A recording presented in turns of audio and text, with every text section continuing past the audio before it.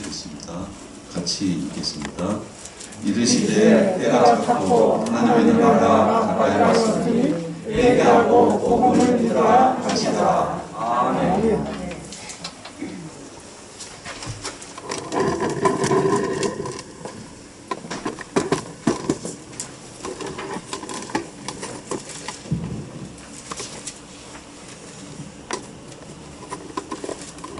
오늘 여기서 첫 예배 드린다고 큰 찬양부터 두 분이 오셨습니다.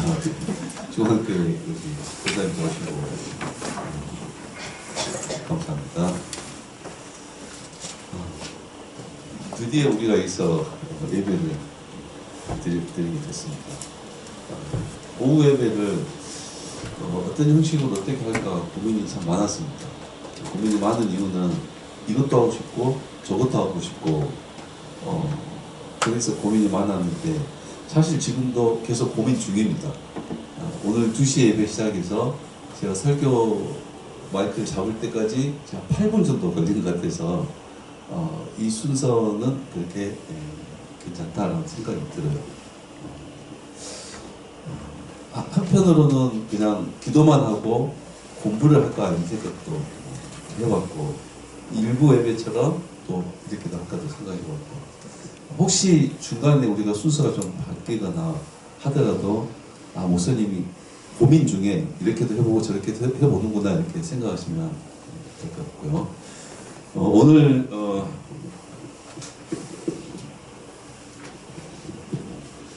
우리 주보에 보시면 우리 순서 설교 끝에 말씀 교제해서 간증, 질문, 나눔 이 시간이 들어가 있습니다. 말 그대로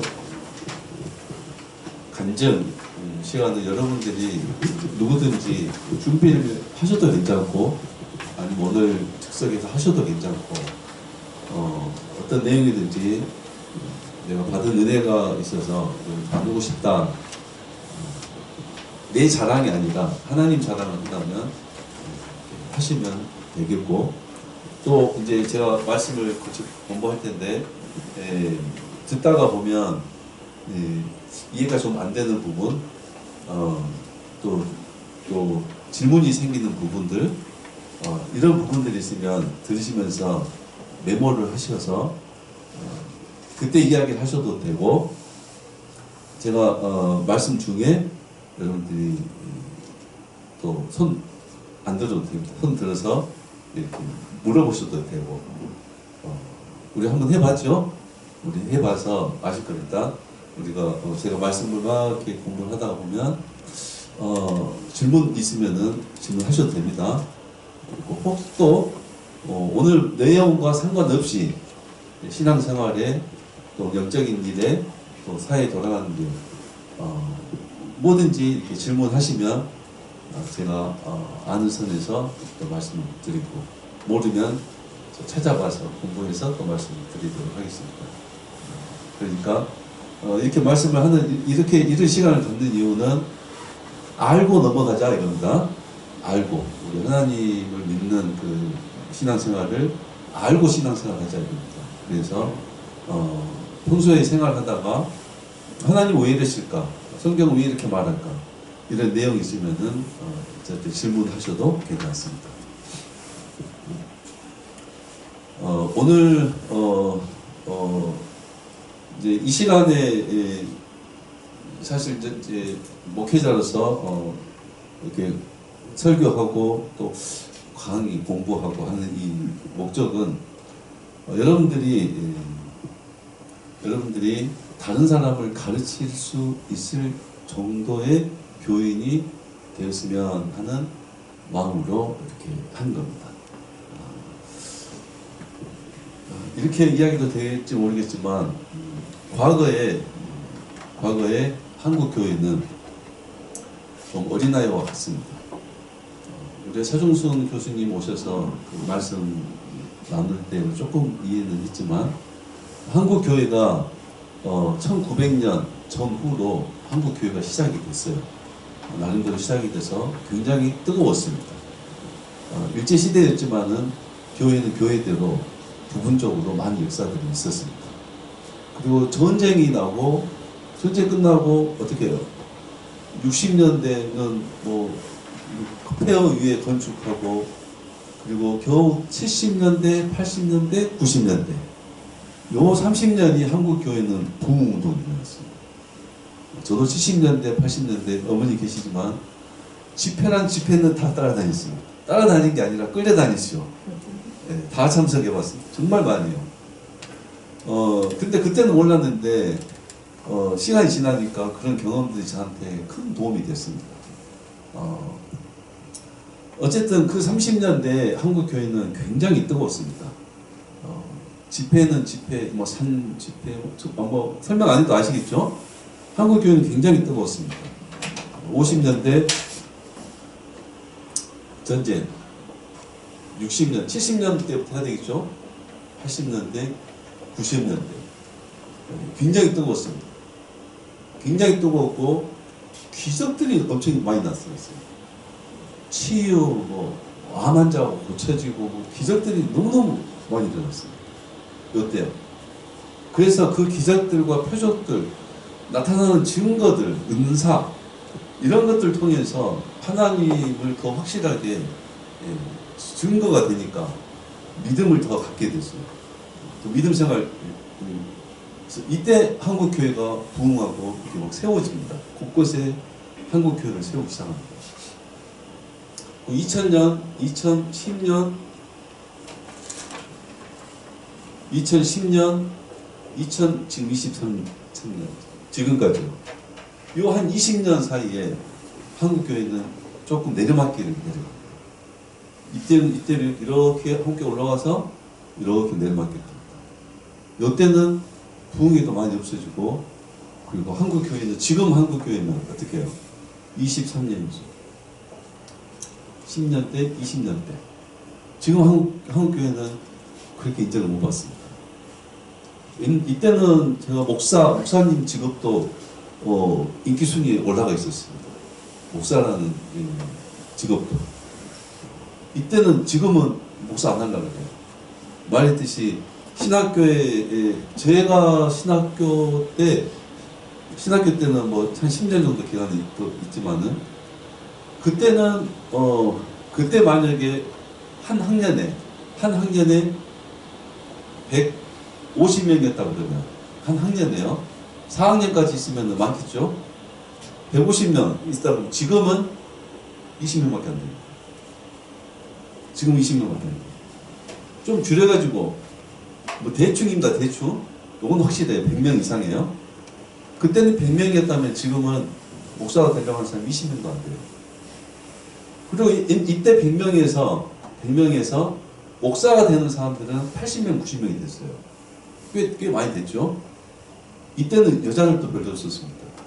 제가 1학년 때는 여자 신학생이 2명이나 됐었어요. 4명이고 2명.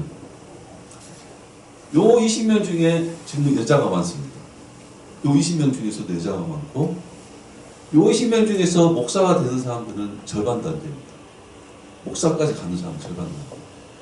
그러니까 교회 밖에서나 교회 안에서도 목사가 되려고 하는 사람들이 지금 별로 없습니다.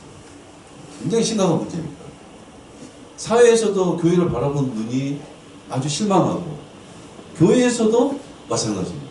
교회에서도. 그리고 요 수치만큼 요거 목회자 수치예요.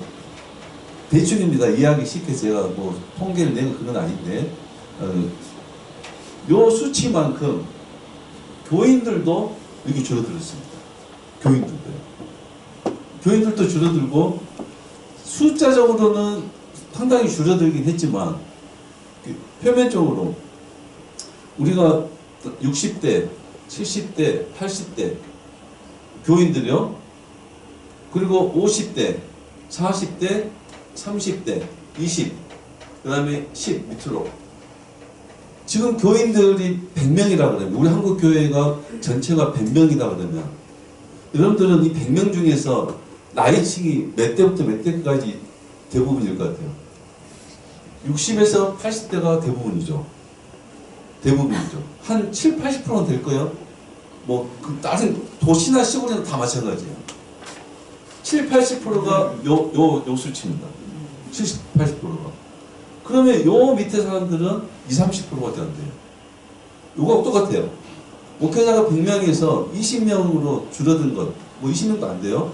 그것처럼 교인 수도 마찬가지예요. 교인들도 이제 요분들이 지나가면은 여기 100명에서 교인들이 지금 100명에서 20, 30명밖에 안 남게 돼요.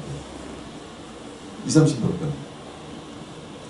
심각하게 되죠. 심각한 상태입니다. 그리고 요 기간 동안에 요 기간 동안에 한국 교회는 전도를 안 했느냐? 여러분 교회에서 제일 강조하는 게 뭐예요? 전도죠. 전도를 안 한 게 아니에요. 세계에서 전도를 제일 많이 하는 데가 한국 교회입니다. 전도를 그렇게 열심히 했는데 결과가 이렇게 됐어요. 뭔가 문제가 있다고 봐야 되겠죠. 도대체 뭐가 문제냐는 뭔가 문제가 있다고 봐야 되겠죠. 문제가 있어도 문제를 다 모른 척하고 있는 게 현실입니다. 현실이에요. 큰 문제가 있는데 이렇게 지금 심각한 문제가 있는데 이 여러 가지 뭐 사회적 뭐 인구 뭐 이런 것들도 관련되지만은 전체적으로 심각한 문제입니다.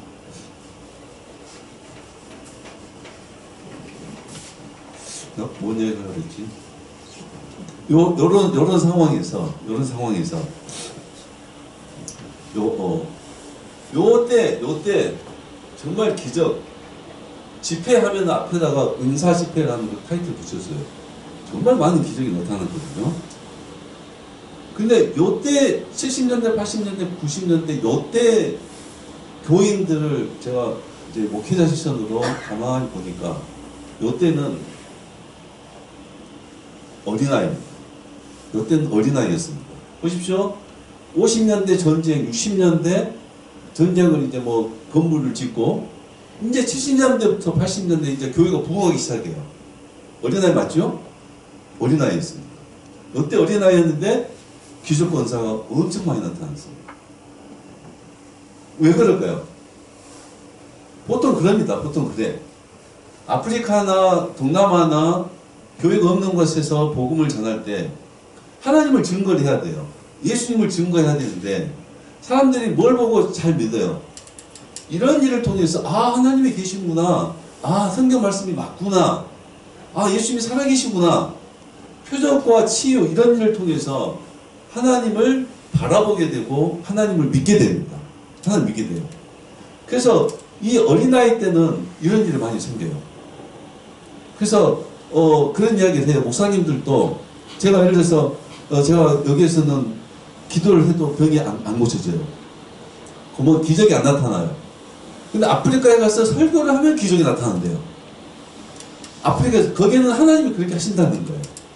어린아이 성도들에게 어린아이에게 하나님을 알려주는 일들 이런 것도 한다 이거예요. 예수님께서도 처음에 복음을 전하실 때 요 일을 많이 하셨어요.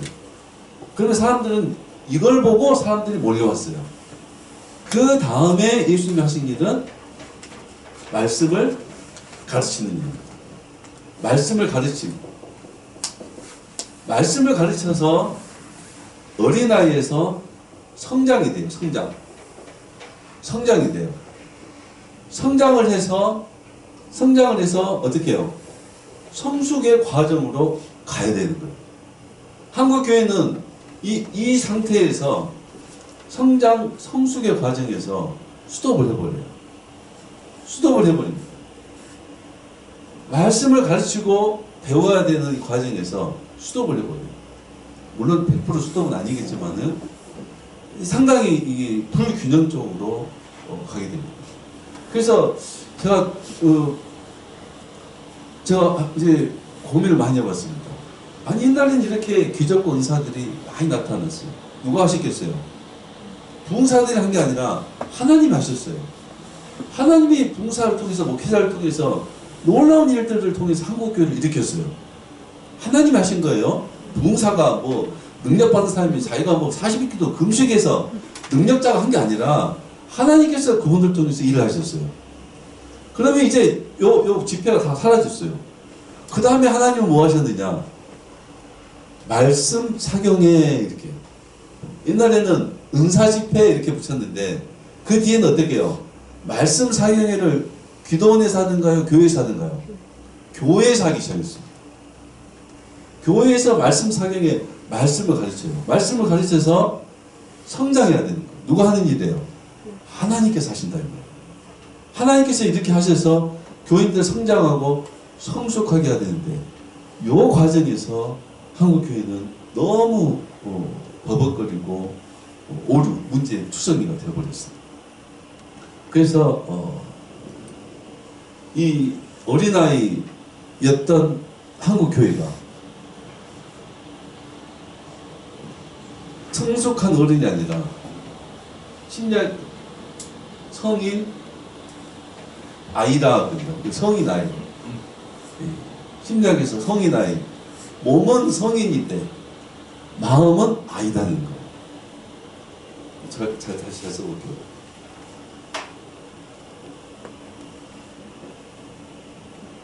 몸은 성인인데 마음은 아이예요. 교회는 오래 다녔는데 신앙은 미숙한 아이예요. 미숙한 아이.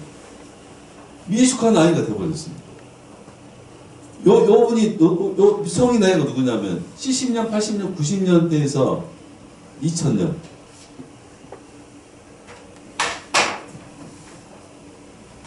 2000년, 10년, 20년대. 요 과정이 오면서, 나이가 지금, 이때가 성인, 이 나이로 보면은 뭐, 30대 이렇게 시작하죠? 30대, 40대, 50대, 60대, 70대, 80대. 교인들이. 한국 교인들이 나이가 30대, 40대, 50대, 60대, 70대, 80대. 그 지금 나이가 몇 살 많아요? 60대, 70대, 80대가 많죠. 요분들이 다 성장해서 성숙해서 많은 열매를 맺어야 될 사람들인데 요분들이 성인 아기가 되었고 있어요. 아직도 아기예요. 교회에서 아직도 아기가 돼 있다니까요. 뭐 사람 같은 육신 같으면은 결혼해서 아이 돼서 손자를 가족을 많이 늘려서 많은 열매들이 있어서 정말 주렁주렁하게 그래야 되는데 그렇지 못하다 이 말이에요. 뭐 틀린 말 아니죠? 이해가 되죠? 지금 이게 한국 교회 상황이에요. 한국 상황. 그래서 제가 생각할 때 어디 교회나 마찬가지더라고요. 저는 서울은 괜찮을 줄 알았어요. 서울은 그래도 배운 사람도 많으니까 괜찮을 줄 알았어요. 서울도 똑같아요. 교회가 뭐 몇백 명, 몇천 명 되면, 몇만 명 되면 그래도 그 큰 교회는 그래도 좀 낫겠지 했어요. 제가 보는 바로는 똑같아요. 똑같습니다. 시골이나 뭐 서울이나 큰 교회나 작은 교회나 요 과정은 똑같이 있어요. 그분은 성인 아이고 있습니다. 성인 아이. 여러분 그 뉴스에 가끔 나와요. 부모가 되면 안 될 사람들이 부모가 돼요. 그래서 그 뭐 알다시피 뭐 서로 빼고 결혼을 했어요. 아이를 낳았어요. 아이가 두 살, 세 살 돼요. 부부가 다퉜어요. 둘 다 집을 나가버렸어요. 여자는 어디를 갔는지 남자는 어디를 갔는지 나중에 보니까 남자는 PC방에서 이틀 3일 동안 PC방에서 게임만 하고 있었어요. 여자들은 친구들 만나고 그 사이 아이는 집에서 죽었습니다. 그런 기사들이 가끔 나오죠. 그 아이가 집에서 죽었어요. 방치됐어요. 그런 사람들은 부모가 돼서는 안 되잖아요. 부모가 돼서는 안 될 사람들이 부모가 됐어요. 자기도 몸만 부모지 마음은 아이예요. 그러니까 아이를 낳았는데 아이를 기를 수가 없어요. 아이를 죽여버렸단 말이에요. 아이를 죽여버렸어요. 만약에 그것처럼 그건 제가 예화를 드린 거지만 만약에 그것처럼 교인들이 성인 아이 60대, 70대, 80대가 성인 나이가 돼서 아이를 기를 수 없는 사람들이 어른이 되었다면 똑같이 한다면 어떻게 해요? 자라오는 교인들 죽여버리는 교인들이죠. 물론 그 비유가 그러니까 그렇다고 할 수는 없지만 현실에 그렇게 틀리지는 않다 이 말이에요. 자라는 교인들을 죽이는 교인이 되어버린다. 그러니까 요분들은 계속 있는데 요 아까 말했듯이 앞에 50대, 30대, 40대, 20대 요 아이들은 지금 교회 없잖아요. 교회 없잖아요. 주렁주렁 일해야 될 아이들 없잖아요. 교회에서 제가 우리 교회에 처음 와서 전도하지 말라고 그랬습니다. 전도 처음에 전도 나가고 전도 안 된다고 그랬어요. 왜냐하면은 우리 교회만 보고 그런 게 아니라 교회 안 다니는 사람들 대부분 교회를 나온 적이 있을까요, 없을까요? 거의 다 있습니다. 그러죠? 교회는 안 다니지만 교회를 나온 적 대부분 있어요. 그 중에서 한 번 갔다가 뭐 안 온 사람도 있지만은 나는 절대로 교회 안 가 하는 사람들은 주로 교회에서 상처받은 사람들. 교회에서 상처받은 사람들이 교회 더 안 가. 나는 절대 교회 안 가 이거예요. 가봤자 소용없어. 다 뭐 똑같아 뭐 여러 가지 이유가 있습니다. 그래서 전도 그렇게 무조건 교회를 데리고 오면 안 되겠다 싶어요. 안 되겠다 싶어요. 저 사람 우리 교회 데리고 와서 우리 어떻게 감당을 할까? 안 될 것 같아요. 우리만 그런 게 아니라 대부분 다요. 그래서 고민들을 참 많이 하고 한 결과 늘 말씀드리는 가서 데리고 오는 전도가 아니라 삶의 본이 되는 전도. 말로 예수님 어쩌고저쩌고 하는 게 아니라 삶으로 예수님을 증거하는 전도. 그걸 이야기하는 거예요. 어쨌든 이렇다 이 말입니다.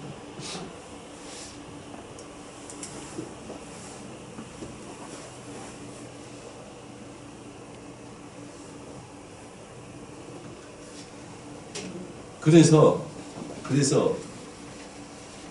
제가 목회자로서 제가 고민하고 우리 교회에서 말씀 전하고 하는 과정 속에서 고민한 중에 성인 아이가 아니라 성숙한 어른이 돼야 되겠다. 우리 교인들은 성숙한 어른이 돼야 되겠다.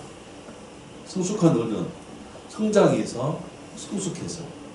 그러면 성숙한 어른은 누군가를 신앙적으로 가르칠 수 있고 본이 될 수 있고 그래서 영적 자녀들, 영적 후손, 영적 열매들이 맺는 그런 교인이 돼야 되겠다 하는 게 제 목회자로서 그런 마음을 사실 처음부터 가져서 여러 시도를 했었죠.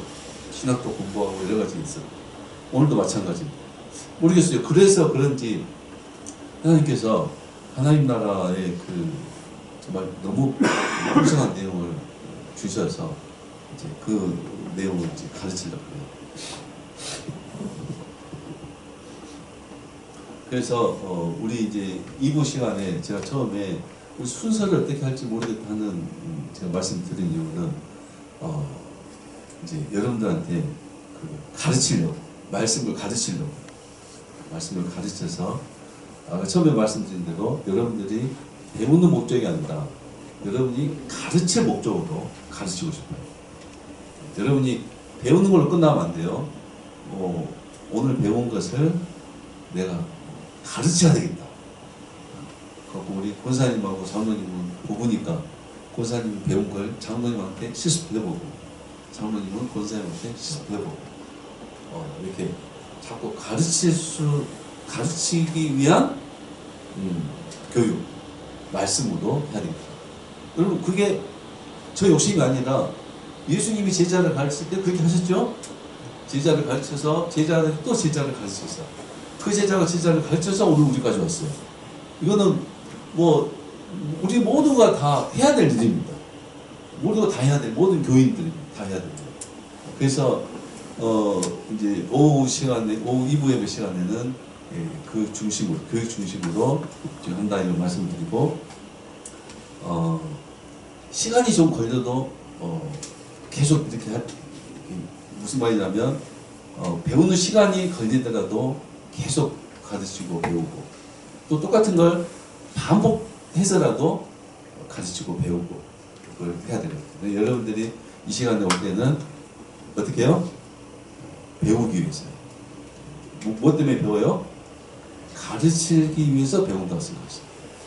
가르치기 위해서 배우면 자칫 잘못하면 교만해질 수 있어요. 교만해질 수 있지만 잘 배우면 여러분 가르치기 위해서 배우면 비밀 하나 있어요. 가르치기 위해서 배우면, 가르치기 위해서 배워요. 하나님의 말씀은 예수님이 하신 일 중에 제일 많은 게 뭐였다고요? 가르치는 일이 있다고 그랬어요. 예수님이 이 땅에 오셔서 가장 많은 일을 하신 거, 어디를 가나 가르쳤어요. 바다나 해당이나 어디 가나 예수님이 죽기 전까지 예수님이 가르쳤어요. 고난주간 일주일 동안에 얼마나 많은 내용을 가르쳤는지 몰라요. 예수님이 가르친 내용이 있어요. 그래서 이 내가 배워서 가르침이 되면 해보면 알아요. 누구를 가르치냐면 먼저 자기를 가르치게 됩니다. 하나님의 말씀은 나와 상관없이 저 사람에게 전달자가 아니에요. 내가 하나님의 말씀을 배워서 전달자가 되는 것은 그게 아니에요. 하나님의 말씀은 먼저 누구에게요? 나에게 하는 말씀, 나에게. 그래서 하나님의 말씀을 배운다는 말은 가르쳐서 배운다. 하나님의 말씀을 배운다 이 말은 내가 배우는 거예요. 내가 배우면 또 내가 나를 가르치게 되는 거예요. 그래서 말씀을 가진 사람들은 그 말씀이 나를 자꾸 가르쳐요. 그리고 말씀을 통해서 내가 경험을 얻고 증거를 얻어서 그리고 하나님께서 붙여준 사람에게 가르치게 돼요. 내가 일부러 막 가르치려고 막 일 안 써도 내가 가르칠 수 있는 정도가 되면 하나님께서 사람을 붙여서 가르치게 됩니다. 그러니까 내가 누구를 가르칠까 이렇게 생각하지 마시고 우선 계속 잘 배우셔야 돼요. 그리고 이걸 가르칠 수 있으려면 자기 언어가 돼야 돼요. 자기 언어가 되어서 기억해서 이 말을 꼭 하고 하셔야 됩니다. 그렇게 이제 공부하셔야 된다. 만약에 배우지 않으면, 여러분들이 배우지 않으면, 말씀을 배우지 않으면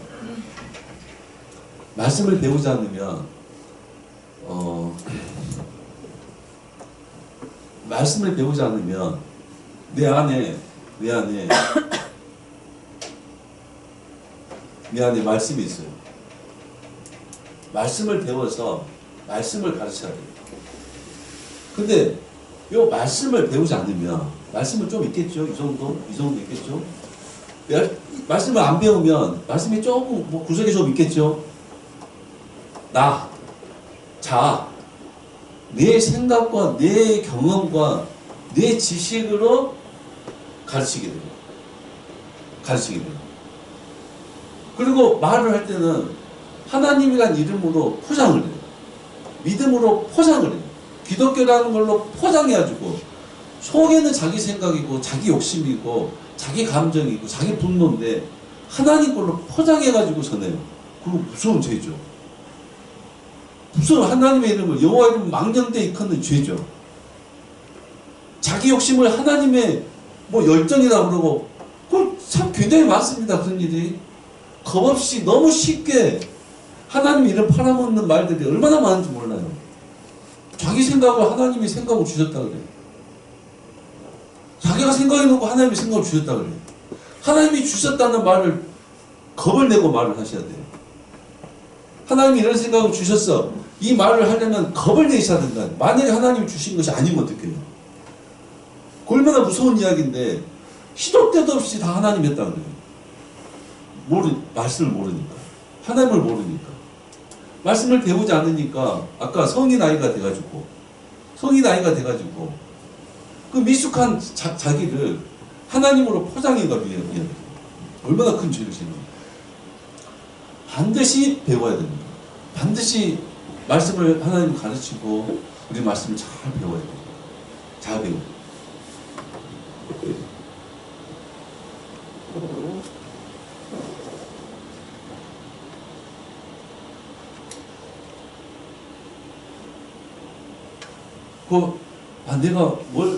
내가 나이도 있고 하는데 내가 뭘 가르칠 수 있을까? 걱정할 필요 없습니다.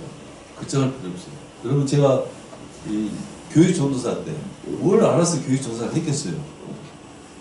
교육 전도사 때 어른을 가르치는 게 아니라 애들을 가르치면 돼, 애들을. 그러니까 제가 가르칠 수 있는 사람이 앞에 있어요. 제가 가르칠 수 없는 사람은 못 가르치죠. 여러분들이 배워서 알게 되고 정말 이것을 너무 전하고 싶은 마음이 생기게 돼요. 정말 하나님이 주신 것, 하나님의 것은 여기에 갇혀 있는 게 아니라 하나님이 주신 것을 막 폭발해 나가려고 해요. 성교, 전파, 열매, 어둠에 빛을 비추고 이런 것들은 다 바깥으로 어떻게 해요? 분출되는 거예요. 하나님의 것을. 그러니까 하나님의 것을 내가 받으면, 배우면, 가지고 있으면 내가 그것을 가둬둘 수가 없어요. 하나님의 것이 내 안에서 꿈틀거려서 자꾸 움직이려고 그래요. 그럴 때 하나님이 내가 가르칠 수 있는 만큼 가르칠 수 있는 사람을 만나게 되고 내가 해야 될 말을 들어야 될 사람을 만나게 되고 하나님이 그 일을 도우시더라고요. 그러니까 내가 가르치는 일에 너무 신경 쓰지 말고 잘 배워서 목적이 가르치기 목적으로 잘 배우셔야 된다.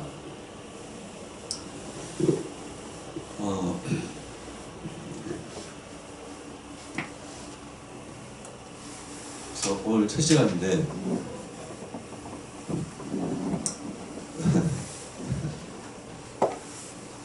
첫 시간인데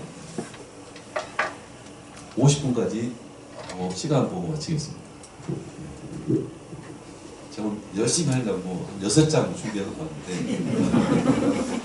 한 장 끝냈습니다. 한 장.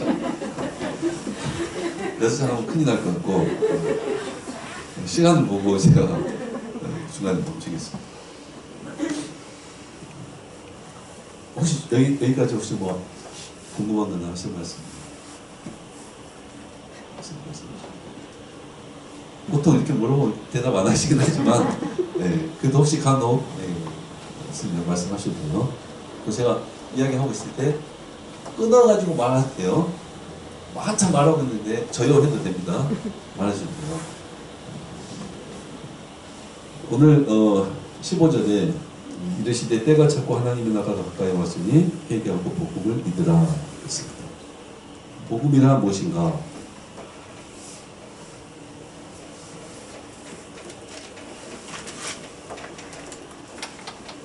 복음이란 무엇인가? 복음 우리는 여러 번 이제 들었는데 복음이란 무엇인가? 복음 언어로 하면은 복된 소리입니다. 그런 소리. 주로 기쁜 소식, 문자적으로. 옛날에는 전화가 없으니까 전쟁터에서 누가 싸워서 누가 이기는지 잘 몰라요. 저쪽에서 전쟁을 했는데 이쪽에서는 도시에서는 누가 이겼을까? 전쟁에서 이기면 전령이 말 타고 막 달려와서 우리가 이겼습니다 이렇게. 그게 기쁜 소식이에요. 그렇게. 얼마나 굉장히 기쁜 소식. 문자적으로는 기쁜 소식. 기쁜 소식은 우리가 뭐 세상에서 기쁜 소식이 많이 있어요. 뭐 등남했다, 취직했다, 이겼다, 뭐 여러 가지 기쁜 소식이 있어요. 그런 기쁜 소식이에요. 기쁜 소식 두 가지를 하면은 세상에서 나오는 기쁜 소식, 세상에서 나오는 기쁜 소식, 복음의 기쁜 소식. 예수님이 가져오신 복음, 우리가 말하는 복음의 기쁜 소식은 하늘에서 땅으로 내려온 기쁜 소식입니다. 요거 완전 달라요. 완전 달라요. 그러니까 복음의 출처는 하늘이거든요. 하늘에서 땅으로 내려온 거예요. 세상에서 나오는 복음은 그냥 기쁜 소식이지 예수님이 말하는, 성경이 말하는 그 복음이 아니에요. 사복음서의 그 복음이 아니에요. 요거는 그냥 문자적으로 뭐 복음이지 복음이 아니에요. 요걸 근데 세상에서 나오는 복음을 복음으로 취급하는 경우들이 의외로 많습니다. 의외로 많아요. 의외로 많이 오해를 하고도 있습니다. 신앙생활 속에서. 복음은 하늘에서 내려온 것이 복음입니다. 그리고 이 복음은 특정 계층에게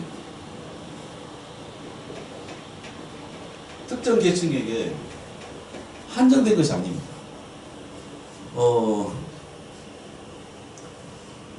어떤 어떤 계층의 사람들에게 그들에게는 복음인데 우리에게는 복음이 안 돼.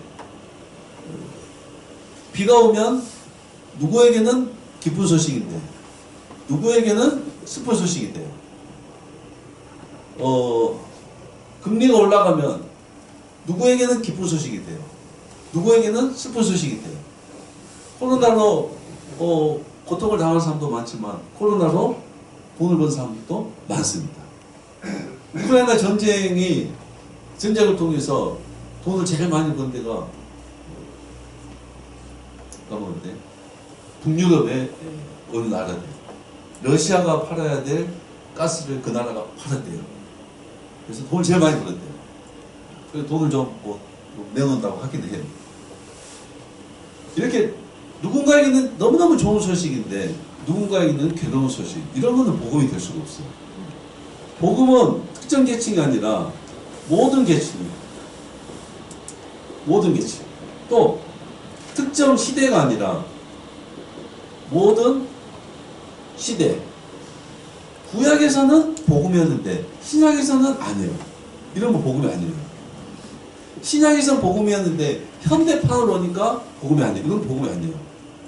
하나님의 복음은 모든 시대, 원시시대나 구약시대나 구약이나 고대나 근동이나 현대나 부자나 거지나 미국인 잘 사는 미국이나 저기 우간다 아프리카나 모든 시대 사람들에게 기쁜 소식이 돼야 복음인 거예요.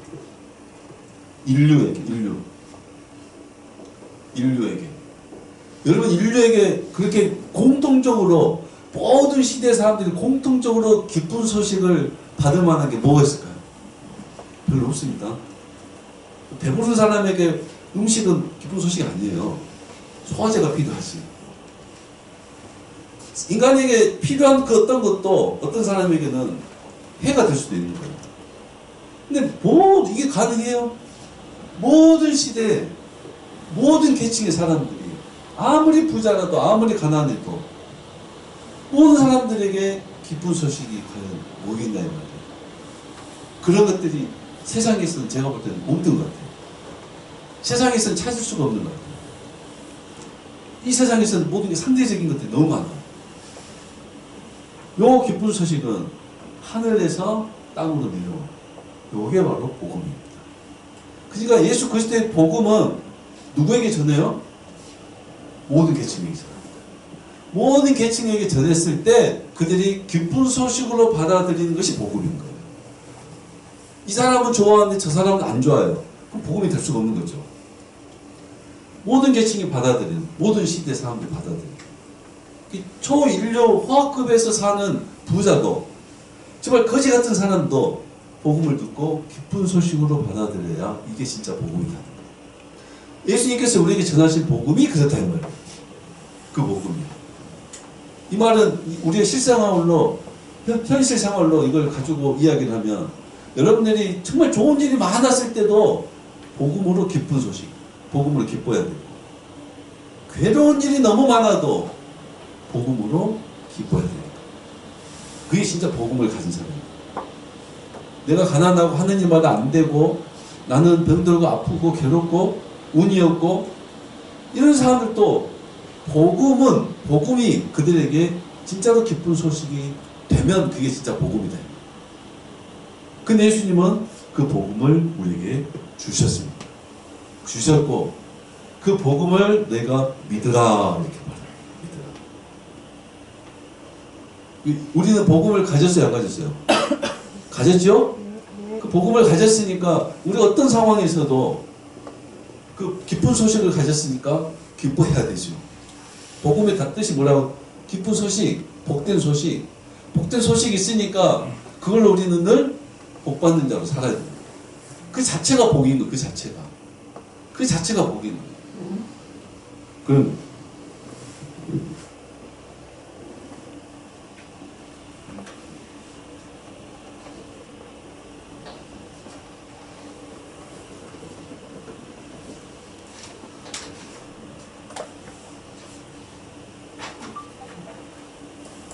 그러면 도대체 그 많은 시대에 그 많은 계층의 다양한 사람들이 동시에 한 가지 내용으로 기뻐할 수 있는 내용이 뭔가, 기뻐하는 내용, 구체적인 진짜 내용이 뭔가, 이것을 바로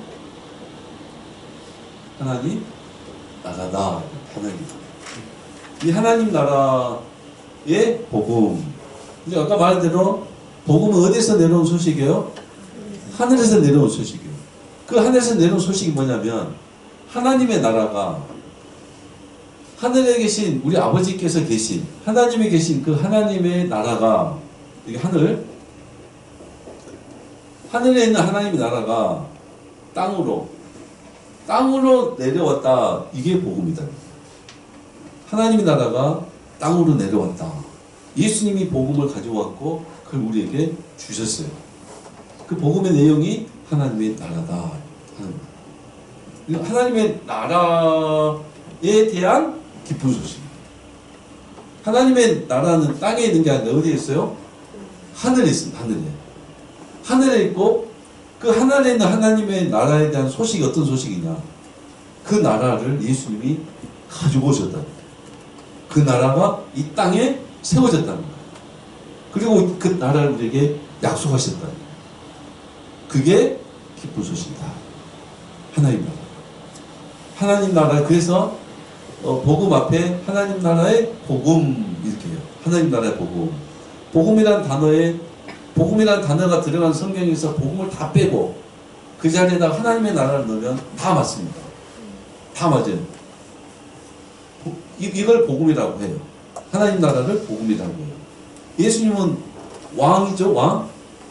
어디의 왕이에요? 미국의 왕이에요? 한국의 왕이에요? 어디의 왕이에요? 하나님 나라의 왕이세요. 우리는 하나님의 백성이죠? 어디 백성이에요? 하나님 나라의 백성인 거예요. 그 일을 예수님이 가지고 오셨어요. 그걸 이루셨어요. 그게 기쁜 소식이다. 여러분들은 하나님 나라 가셨어요. 오늘 여기까지만. 하나님 나라 복음을 어떻게 해요? 받으셨죠? 제가 처음에 이걸 제가 깨닫고 물어봤습니다. 우리끼리 이야기합니다. 물어봤어요. 복음 전하러 간다 그러니까 복음이 뭐냐 그러니까 대답을 잘 못하시죠. 복음을 전하러 가는데 복음이 뭔지 잘 몰라요. 제가 이제 원전도 예측하고 물어봤지만 물론 그분이 모르는 건 아니에요. 모르는 게 아니라 내용적으로 의미적으로 다 알고 있어요. 다만 이게 간단하게 설명을 못해서 그렇지 그분도 충분히 복음을 가지고 계셔요. 그 복음의 열정이 전도하게 하고 선교하게 해요. 어쨌든 복음이란 무엇인가? 복음은 하나님의 나라다. 하나님의 나라. 그럼 우리가 배운다 그랬죠. 뭘 배워야 돼요? 하나님의 나라를 잘 배워야 돼요. 잘 배우고 배우고. 이 하나님의 나라는 잘 배워요. 이 안에 너무 많은 것들이, 너무 신비한 것들이, 너무 좋은 것들이 너무 많습니다. 관련된 것들이. 그래서 제일 호화스럽게 제일 높은 사람, 제일 부유한 사람, 밑바닥에서 제일 가난한 집을 잃은 사람, 그런 사람들도 하나님 나라가 모두에게 동일하게 기쁜 소식입니다. 왜요? 그 부자들도 죽는 놈이 한 가지입니다. 가난한 사람도 죽는 놈이 한 가지. 그 부자들도 죄 가운데 있는 겁니다. 가난한 사람도 죄 가운데 있는 겁니다. 하나님 나라. 복음은 하나님 나라다. 혹시 하실 말씀이나 말씀하십니까?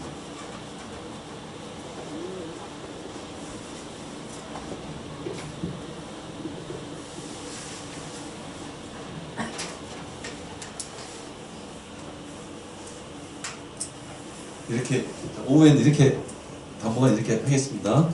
네.